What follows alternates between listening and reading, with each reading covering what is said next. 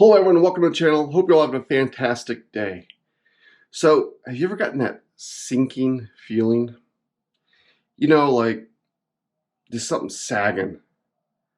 Well, I got one. It's with the KRX. And unfortunately, it's a pretty common problem. Let me show you what I mean. If you look at the front of my machine, it is sitting at 13.5 inches from the ground to the top of my skid plate, because that's where I'm measuring, because that's where Kawasaki measures. But if we come all the way around here to the back, from the ground to the top of the skid plate is 12 inches. And if you look at these tires, the rear ones are starting to sit up like that. So what's the problem? The problem is the tender springs that Kawasaki gives you, well, they just sag really early. I mean, prematurely early. And I mean, like 100 miles, they started to sag. I've actually already adjusted my KRX twice. So this is going to be the third adjustment, hopefully the final adjustment. Maybe a little tweak in the future. Let me show you what I did. So if we look at these tender springs right here on the rear of the KRX, look at this. There's all this room here before we get to the top of the tender spring. And I've cranked this down so far that it's pretty small. Let's measure it. So my tender spring is currently compressed to about 5 3/4 of an inch. When I look at the top,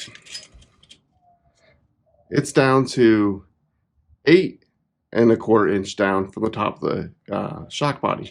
So I know I've seen people's out there that was worse than this, but again, I've adjusted this twice. So depending on how far you tighten these rings down, it could raise it, if you tighten them down an inch, it could raise it an inch, inch and a half, 2 inches, depending on the current spring rate. And this rear one is different than the front. So what am I going to do to fix this? Well, obviously, I'm going to replace the tender springs. But there's options out there that you should know about. Just off the top of my head, you've got Bandit, you've got All Things UTV, you've got eBach, which you can order springs from them. Locally, I've got MTS, and I've got Shock Therapy. Now, how much you spend is really up to you. It ranges from about $240 up to $700–800 for just springs. And if you wanted the full gamut, you can go ahead and you get them revalved. You can have all kinds of things added. Now there's a lot to shocks, and I am by no means an expert. All I know is I don't want the KRX to sag anymore. So I'm going to replace the springs. And what I'm going to use to replace the springs is the All Things UTV, because they're on the budget-friendly side, about $240–250 for a set of 4. Now they have a lifetime warranty, just like the other ones. But really, the bottom springs in the KRX aren't sagging. So let's look what's in the box when you order from All Things UTV. Honestly, shipping was really fast. So you go ahead and get your instructions. It's got a front and a rear set of instructions and different heights that you should be at when you set them. No pictures. Then you get 4, yeah, only 4, because that's all we got, tender springs. You got 2 fronts, 2 rears.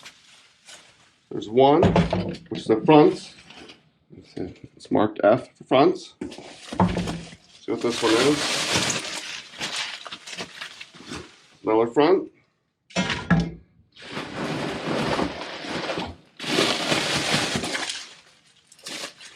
And there's the rear. So, let's see. The rear is on the top. Look to be pretty close in height. Maybe the rear is a little taller, I don't know. Let's go ahead and let's get this install started. We're going to start on the back and get everything jacked up and ready to go. So this is my first attempt ever doing springs on a KRX, and I'm going to try to do the rears with it on the vehicle. And let me show you what I'm working with here. So here are the spring compressors that we're going to use. And I've already gone ahead and I've gone up to this lock ring, and I did tap it a little bit and loosened both sides. Now to loosen this, take a screwdriver, flathead, pry bar, something, and just tap it with a hammer. It doesn't take a lot of force, and you can loosen it up. One thing to note is make sure all these threads are clean. If they're not clean, hose them off, get a small brush in there, like a nylon brush, clean it, and then you can lubricate it with some like WD-40, something like that, because you don't want to be scratching this aluminum housing. Then I'm going to come down here and I'm just going to put these on before I take the shock off. And then from my understanding, I'll be able to collapse the shock just enough, take this bolt off, and then pop this plate out here, pull the bottom spring off, the spacer, the top spring off, and then reassemble it in reverse. And yes, I'm hoping to do the rears, like I said, on the machine, but who knows? So let's go ahead and let's experiment.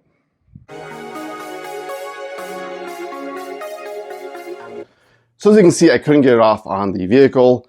The reservoir was hitting the shock.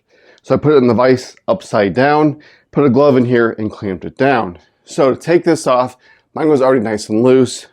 This is all that holds your spring in. Let me show you. So the spring will sit right here, and there's a cup with a ring that this piece sits on. So make sure you slide your bump stop down. And it's just a matter of lifting them off. So we're going to reuse this one.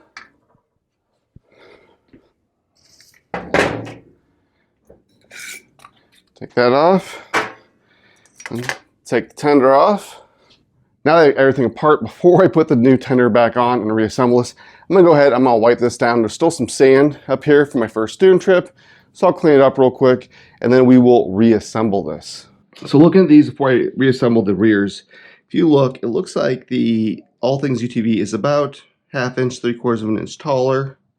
They're both got the same number of coils, but obviously the coil thickness is a little bit better, or thicker I should say, on the All Things UTV. And the color's pretty good. It's not exactly the same. This is a little bit darker, maybe a little flake, but honestly, it's a spring. So let's get this assembled. So everything initially wiped down, it looks better. I've gone ahead and I've kind of just loosened this stuff up so everything go on nice and easy. So first thing I'm going to do is I bought these. These are crossover ring silencers. They're really just a rubber gasket. Somebody sells them on eBay. It's basically $5 a piece or $20 for a set. So I'm going to slide that on first and then make sure it sits nice and flat on here. And all it's going to do is if you jam your crossovers real hard, it's just a silencer. Shock Therapy sells them, but they're really expensive compared to these. Do they work? I don't know. Is it worth 20 bucks?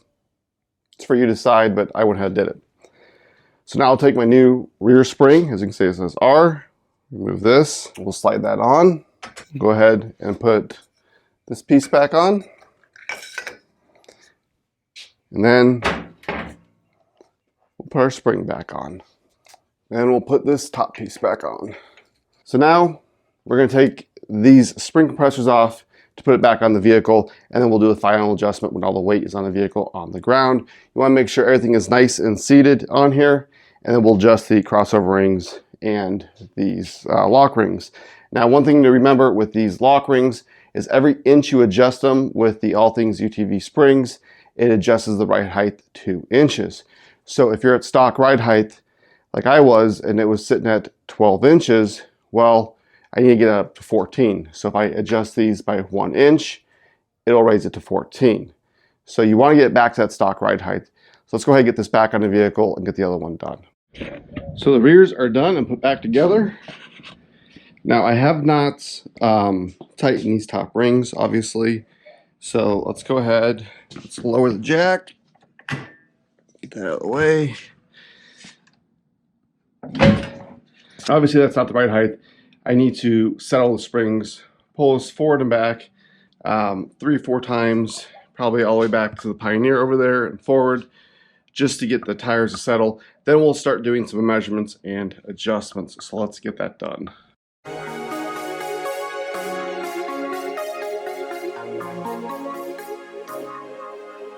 So it's settled a little bit, but it's still going to settle probably 1/4 to 1/2 inch. So let's go ahead and measure it. I got the tape. Put it down here. Let's see.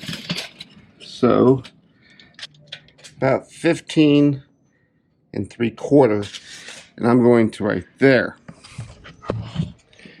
So now if you remember what I said in the beginning, on these rear springs, for every inch that you adjust them, they're 2 inches of adjustment. So it's about 15 3/4. I want to get back down to about 14 1/2. I take 1/2 inch out. That takes me 14 3/4. So I need to take about 3/4 of an inch of preload out of these, and they'll settle down just about nice. Like I said, it's going to probably settle on a 1/4 inch, maybe a 1/2 inch. So I'll go ahead and I'm going to take 3/4 of an inch out of these, tighten up the lock rings, and then we'll move to the front. Okay, so we're in the front of the vehicle, and it's kind of the same thing as the rear. First thing we're going to do is we're going to remove the hood. We're going to jack it up, get our jack stands underneath, and then we'll start unbolting the shocks. So let's start the time lapse and just get moving.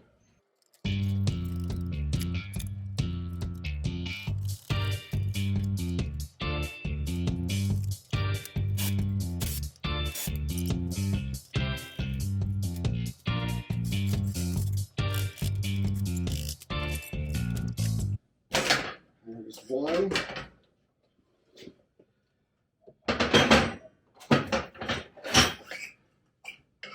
Two. And the tender spring. So here is the tender spring on the front, stock versus the new one. So the new one is about 10 inches. The old one is 6.5. So I got 1, 2, 3, 4 coils. 1, 2, 3, 4, 5, 6, 7 coils. So now I need to clean this up real quick. I'm going to have to adjust this just a little bit because I'll never be able to get that on there. And then we will reassemble and work with the other shock. It's taken about 15-20 minutes of shock, honestly. Not a big deal. Cleaned up, reassembled, and we'll move on to the other side.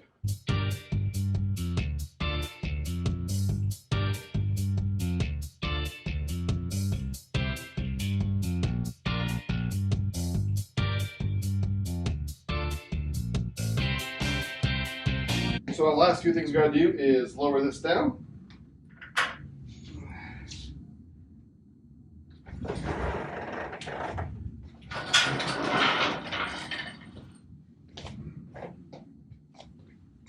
Put the hood back on. And then we'll move it back and forth 4 or 5 times like I did before, just to get the front settled, and let's measure it. And let's measure it and see where we're at. And right now, I'm at, let's see if you can see, I'm at 15 1/4. So these front springs are just like the rear springs. 1 inch of adjustment, up or down, will adjust the machine actually 2 full inches. So I'm 15 1/4, I want it to be at 14 1/2. I really only need to adjust the front springs about 1/4 of an inch because I know they're going to settle a little bit. So now what I need to do is I need to go drive it and see if the body rolls down. So let's go do that. So I've got about a mile and a half on it, and I'll give you the initial driving impressions, and then I'll show you the body roll. So initial driving impressions is it's pretty good, honestly. It is similar, if not a little bit better than stock. I think they advertise 60% better than stock, but I don't know where they're getting that number. So body roll is significantly reduced, but it is still there. Now, I haven't adjusted the rebound or compression, whatever the adjustment is on these shocks, from what they were. I still have them set wherever I had them. I don't actually remember. What I can tell you is when I jerk the wheel right or left, it is less body roll, but there's still body roll. Now I can probably stiffen that up within the shocks, but it is significantly less. When I mash on it and just, floor it basically, it still squats just like you want it to, so it can get some traction, but it doesn't feel like I'm gonna bottom out or drag the rear end. So let me start her up. We'll drive up this road real quick, and I will show you that the body roll is reduced. Unfortunately, I went back to look for the initial one when I did this, and it didn't record. So I'll show you the aftermath, and we'll talk from there. Okay, so I'm in high range, and let's just get up to speed. Now your body roll, it's still squatting, it's still sliding, but it is significantly better than it was. Well, there you have it. There's the install of the All Things UTV Tender springs. Not a real hard install. The rears took 15 to 20 minutes a piece, and the fronts took about 20 to 25 minutes a piece. The fronts are definitely more difficult to install because of that longer tender spring. And like I said, use safety glasses, be careful. But if you're not comfortable with a spring compressor, take it to a shop. It's well worth it. Or you can buy a really fancy one. I just don't use one that often. So take your time, be careful. I hope you enjoyed the video. I hope you learned something. And let me know below, do you want shock therapy, MTS, EBOC, Bandit? What springs did you get or do you plan on getting? I did call the dealership. They will warranty your tender springs, but they wouldn't tell me the criteria of how much sag they had to have.